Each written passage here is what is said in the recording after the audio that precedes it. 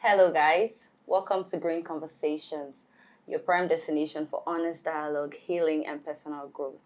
So, in this space, what we do is to honor your story, acknowledge your wound, and be with you through your part of healing. All right. So, on today's show, we are hosting Tofunmi Akinche. Yes, this is my sister from another mother. You can say that again. It's been a long time coming. Yeah, I'm it sure really has. excited to have I'm you so today. excited to be here as well. And thank you for not giving up on me. I mean, we've No had way. to reschedule a lot of times, but finally we're here. We're Yay. doing it. I know. So because you have a lot, about yourself, I'm just going to be reading them out. Let's keep it short. Okay. So Tofunmi is a media PR and a media cultural catalyst, a 17 times magazine publisher, and a content producer. I also know that you were appointed as country representative for Africa Leadership Conference in 2024 in Ghana. Wow. Okay, so Tofunmi, please tell us more about yourself. I'll try to keep it short. I think I get shy when I have to introduce myself. Anyways, my name is Tofunmi Akinche. I'm a media and PR professional. I lead Savvy Media Africa, which is a brand into marketing, public relations, content production, for brands. I think in a nutshell, you can call us storytellers. So we tell stories for brands and we tell stories for individuals as well. Yes, I like to call myself a cultural enthusiast and a cultural catalyst because I believe that culture is at the core of everything we do as individuals. It's what shapes us, it's what molds us and, reflects our individual mindset. So I'd like to, champion that every time through my different, through the different platforms available online and even offline. That means me living my life in such a way that it inspires the right culture in young people and so people around me. Last year, I'm very interested in that. Last year, I was recognized as one of the most influential people of the African descent on the media and culture. That was a great one because it's in partnership with the UN. I think was that 2023. I was given the best. I was awarded rather the best public relations professional under the Scream African Women Awards. Yes, let's just stop there for now. Let's stop there for now. I mean, it's a whole lot, and I must say that I like how humble you are. Your personality is really beautiful. Thank With you all so of these much. things, there's the way you act. It's not just because I know you, right? But because of how people still talk about you and perceive you. So I really, really want to say that Thank I'm you grateful so much. for having Thank you you. today as well. Thank you. All right. So I hope Let me be low key. I hope I'm lucky. Okay, yes, I'll go Okay. for this. Alrighty. So this says, how easy is it for you to lose your temper? Oh wow! And why? Wow, that's very interesting. I Yeah. must say. Oh wow, that's very interesting. I think Unhold Me would have been scared of answering this question, or wouldn't have been honest enough to answer that question. But I mean, seeing that I have been spending a lot of time lately in solitude, to learning more about myself, listening to feedback from friends and family. And I know that emotions is something I have not done really, or I'm not really great at, right? Emotions is something that I have over the years tried to understand from various perspectives, mostly in terms of how I handle emotions. Because we tend to see, or for a very long time, we tend to see emotions from a very negative angle, where we tend to say people who get angry are bad people. And I think that narrative has played for a very long time, where people then either mask their emotions not to make people feel uncomfortable. They either have to hide their emotions, mask their emotions, just not to come off as hangry. Because nobody ever taught us how to manage our emotions. For someone like me who is I'm an empath, right? I'm kind. I love to interact with people. I love to bring people together. I love to give, and all of that. And now you see that person who appears to be very nice, kind, and sweet, and there's this switch. There's this switch like, no, this can't be the same Tofunmi who is so nice, so free, so sweet. And all of a sudden, there's this switch, right? So I've just come to realize that we haven't been taught how to manage anger properly. And I know that that's something I've been struggling with, but I'm so glad I've gotten to the point where I'm beginning to understand my anger, understand my emotions, and find better ways to convey that emotions, right? So I get angry. I mean, I'm building a brand, a company where I have to work with people, and I want certain things done certain way, and it's not done that way. And you sometimes think that the best way is to shout, to communicate. So for a very long time, I used to think that if I don't shout, people will not get me, or they will not listen to me. But then I'm beginning to understand that, that's not totally true.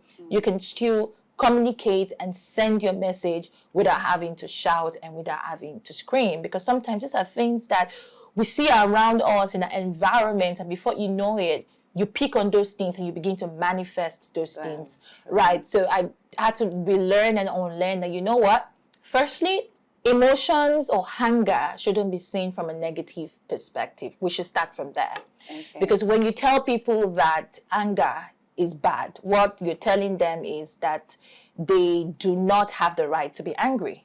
And the Bible says, even biblically, it says, be angry, but do not sin. So it means that God recognizes that we're emotional human beings. It's okay to get angry, every now and then, but in your moment of anger, do not sin. So it means manage it better, right? So when I lose it these days, I try to manage it. Another thing that we're told about anger, is when you tell people that it's not good to be angry, what you're telling them is that there is no justification for them to feel a certain type of way. And when you tell people that, what you're telling them is, like I said earlier, what you're telling them is, there's no justification whatsoever. And then people begin to mask their anger. And that's what I used to do. When my mom tells me, you get angry, blah, blah, blah, even in situations where I ought to be angry. And she's not telling me what this person has done is wrong. But she's just telling me, speaking about my reaction, how I've reacted to it. So I started to, taking a lot of things because I didn't want to be painted as the angry person. So I would take in a lot of things, soak in a lot of things to the point where I can't take it anymore. And then, it escalates, right? So it's very important that we begin to see anger from a positive perspective that, it's okay to feel angry. The most important thing is how you then manage your anger. So for me, sometimes I walk away from the situation, take time to process it, and then there's an interesting thing that I read somewhere, and it says that why are you making everything all about you? It's pride. So when people do things to you that you feel like, oh, this person has hurt me, why do you think that is all about you?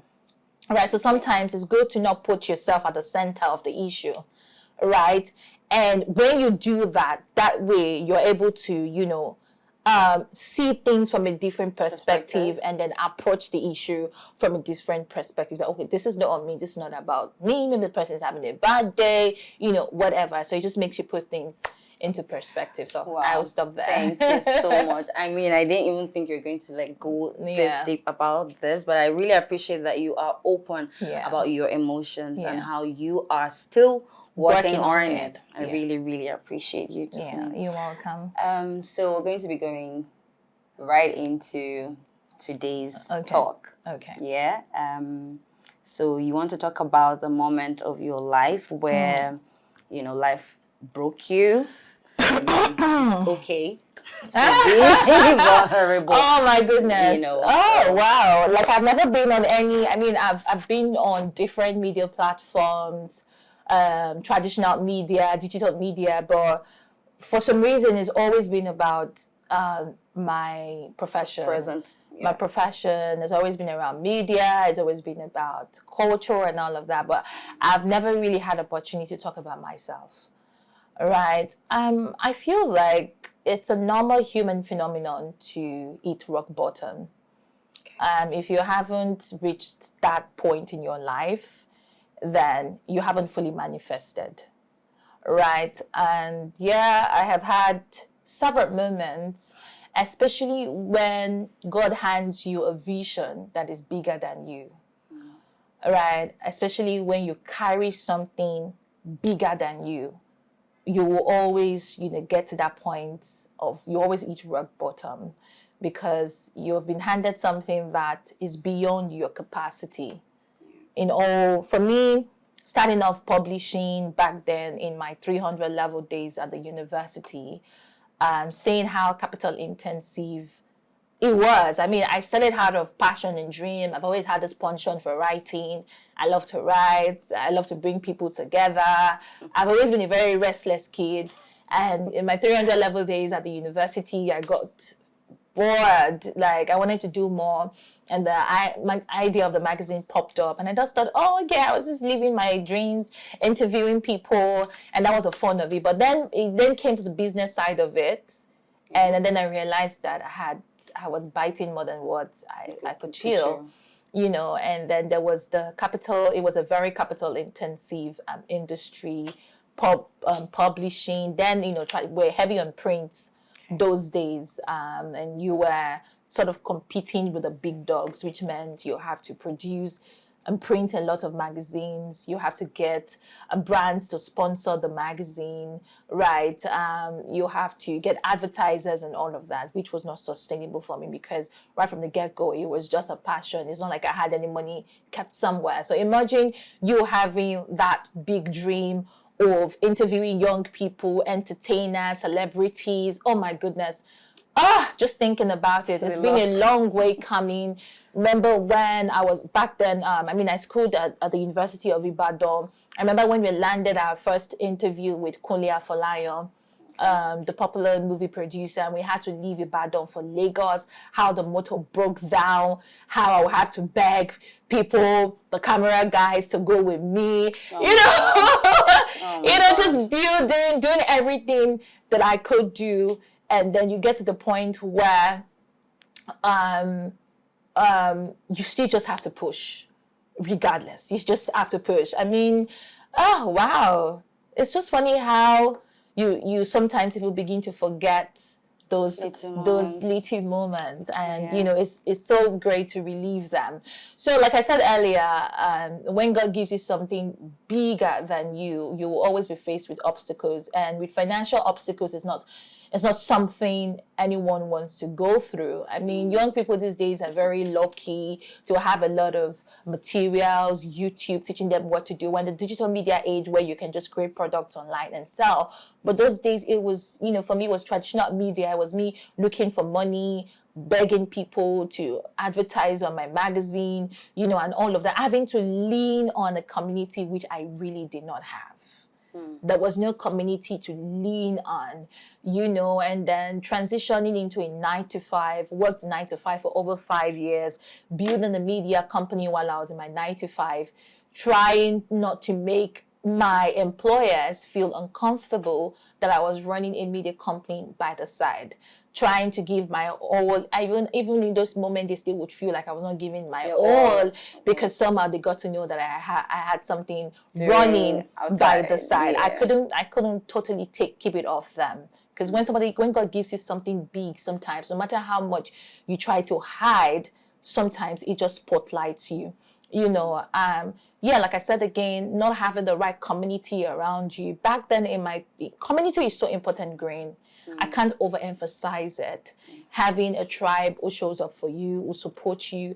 Back then, in my 300 level, when I started the magazine, it was pretty much easier in terms of community because I had friends who were in support of what I was doing. They were putting their time, their energy. I remember the first ever event I did, and my goodness, it was it was well attended, me thinking of paying for the oil, all of that. And somehow the money came, people supported, some people did the project without being paid. I got that support. But by the time I transitioned into 9 to 5, moved to Lagos, it was a different ballgame. It was all man for himself, just navigating that time, building by the side, not giving up. Out of the little salary I was making then, I wasn't earning so much because I was a contract staff.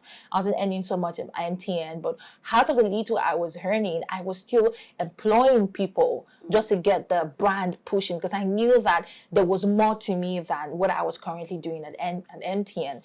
Still using the money to build the company. Then the way the magazine runs, you have to publish, then you have to wait for 3 months before you get your money. You need money to publish first, show the advertisers. So I needed a community that I could lean on. When I want to do my interviews with the celebrities, these things cost a lot. You have to rent a venue. I did not have my camera and all of that. Those days I had to rent camera, rent location, pay cinematographers and all of that.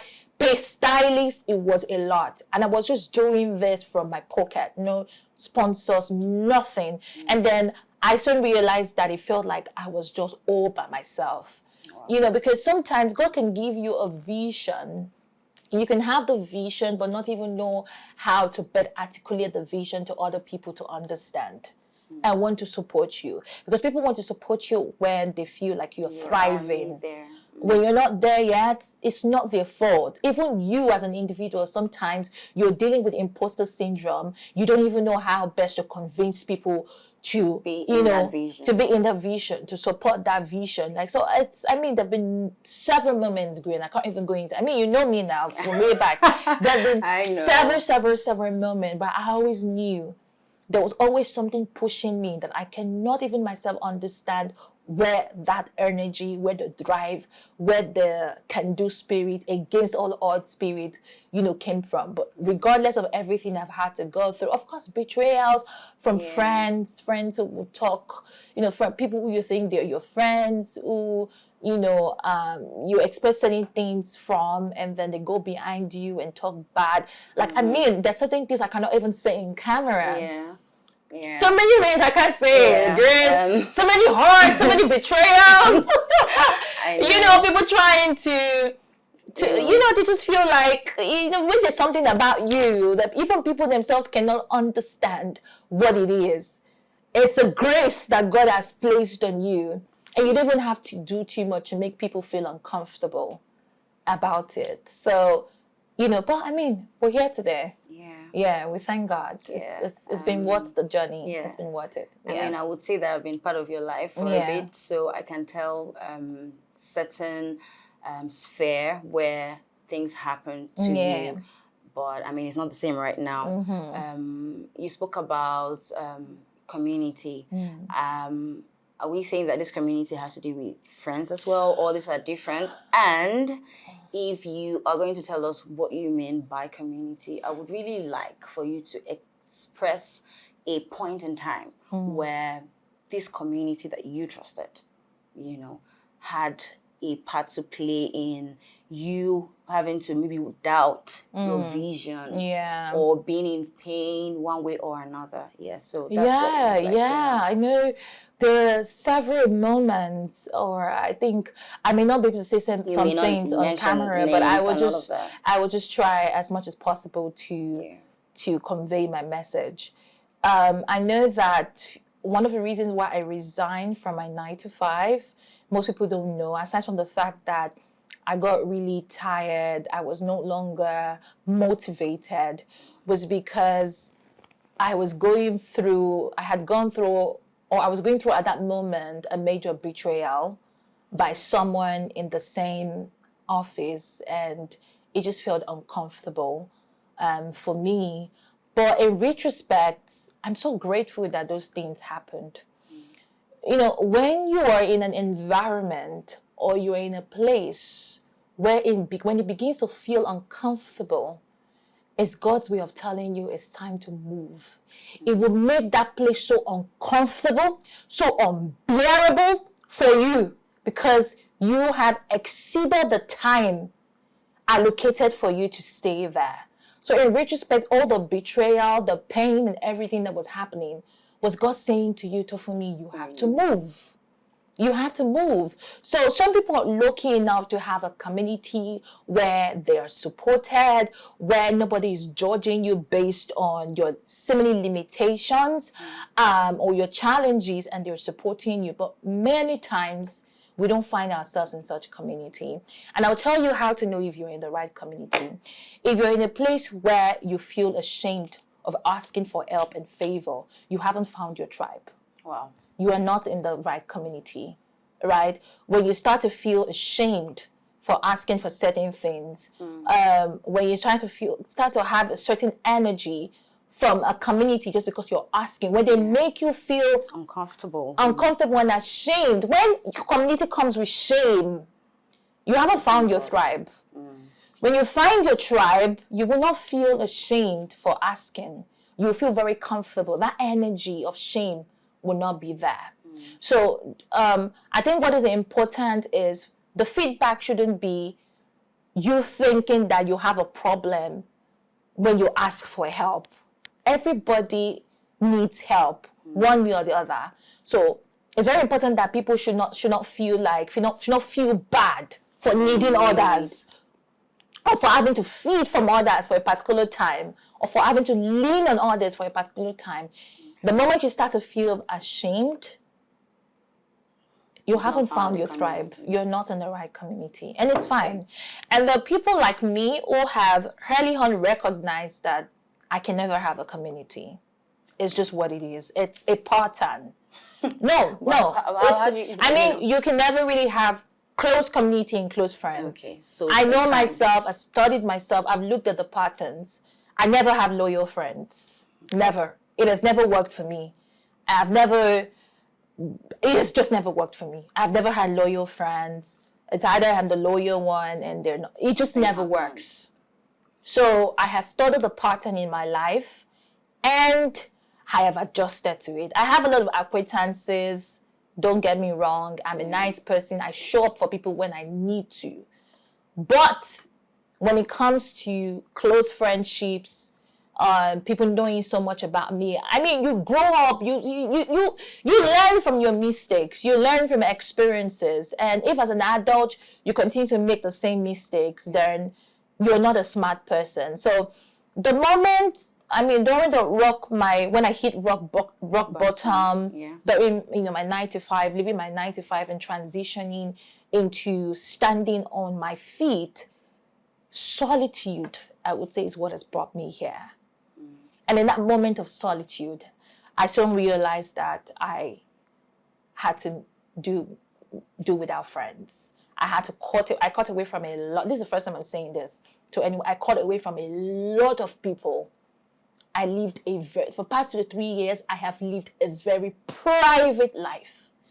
And I have seen that it has worked better for me than when I had a lot of friends. Yeah. So you have to study your pattern, your life trajectory, right? And I have come to realize that it just doesn't work for me. There's some people whose destiny, it just doesn't align with their destiny to have close friends. Some people are not just lucky. I would say that I'm probably one of those people who, I don't know, in future, it may happen. I was going to say but that. I know that I'm never going to be the type to be the community of large people. Okay. It just doesn't work for me. Maybe I may be lucky enough to find that one person who would be my ride or die. But for now, that thing has just never worked for me. But it could work for someone else. Because I was going to ask, the part of the Bible that says there is a friend. Your friend, so it doesn't have to be your friend. Could be your brother, could be your sister, could be your mom.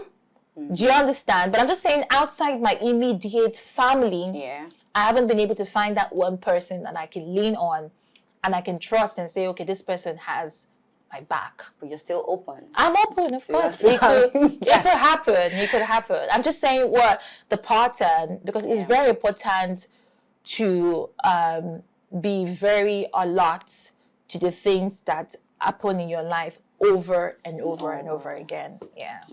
Thank you, Tofunmi. I hear you.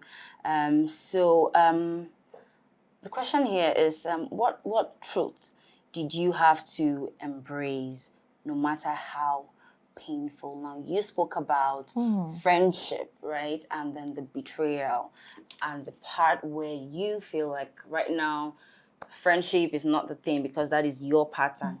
Although there are people out there who might feel like they want to have friends, they really want to have friends, so these friends out there. So in all of this, from start to the parts where you felt betrayed and you are still thriving, still doing your thing in solitude, right?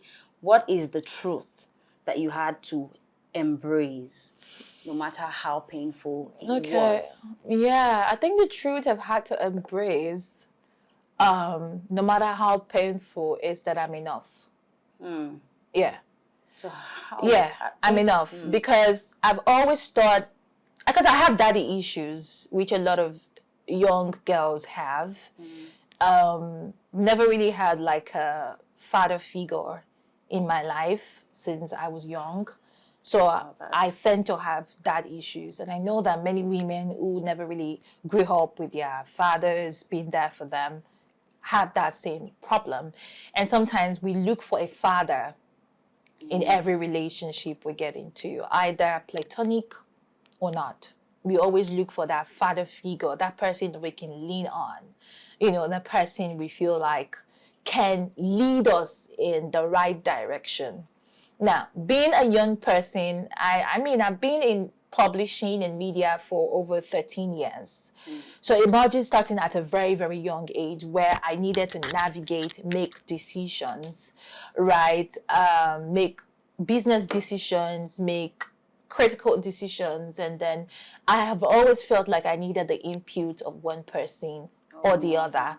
I've always felt that I had to lean on someone. I've always felt that my ideas were not good enough. I've always felt that way. I just don't know why, right? And I've realized that every time I have tried to lean on people to get what I think I cannot get for myself, they have failed me, right? Either the intangibles or the tangibles, they have always failed me.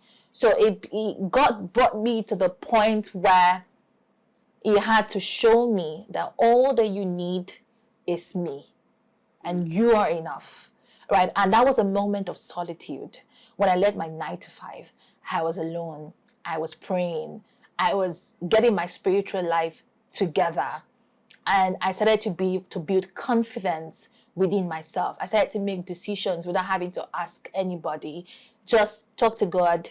Hey, I'm still on that journey, where I'm like, I just want to do this, God. This maverick spirits that you gave me when I was younger, I want it back, because when you're in a certain environment and community and relationships that you're not supposed to be, where there's a lot of shame, where they have shamed you, where they have told you that your dreams are too big, or where they have told you that you're doing too much, that maverick spirit dies. It does. And you don't begin, that self-confidence is no longer there. I used to be a very confident woman, a young lady green. Like back then, university, before I, gained employment, there was that maverick spirit within me. But by the time I changed my environment, I lost my confidence, and all of that. So those years of solitude where I left my 9 to 5 and I was keeping to myself, I was praying more, becoming more spiritually inclined. I really appreciate you being this open. So one last question. Okay. Right? So to people out there who maybe due to their upbringing, they have dreams and aspirations, but they have been in such an environment where they put them down, maybe even by their parents or by their friends or by the environment or community, like you say. What do you have to say to them? Leave. See, I always say something. It's better for you to be your only cheerleader than for you to be in a community where you're talked down on. It's better. I better be my only cheerleader. I better be the only person cheering me. You can do it. Tofunmi, you can do it. Looking at the mirror and saying, doing my, what's it called? My affirmations. I could do it. Than being in a community where you're talked down on. It destroys every fabric of confidence within you. It's not a good place to be. So if you're in an environment or a community where you're constantly talked down on, where the energy is off, you just know that the energy is off. When you spend time with these people and you get back home, you don't feel good. Or even while you're with them, there's always this argument or banter. Let me tell you, people tell you how they feel during banters. You might think it's just a banter, but just listen to their body, their energy, the things they're saying. It's really what they think about you. It's really what they think. So if you're a very observant person, you can tell if a community works for you or not. But what I just keep telling people is that we are so lazy, also uncomfortable with being with ourselves. Scared of being alone. Yeah, and if you do not take out time to be with yourself, to be okay with solitude, and bring it out, and then begin to manifest, begin to manifest after you must have spent time with yourself, worked on yourself, study as much as you can study. There's just so much to unpack from solitude that we don't know. Even if we go in the relationship route. The reason why we're having a lot of failed relationships, failed marriages these days is because people do not take out time to study themselves. People don't know themselves. You hear people say, I've met people say, I'm a good person. I'm a good person. I just know I'm a good person.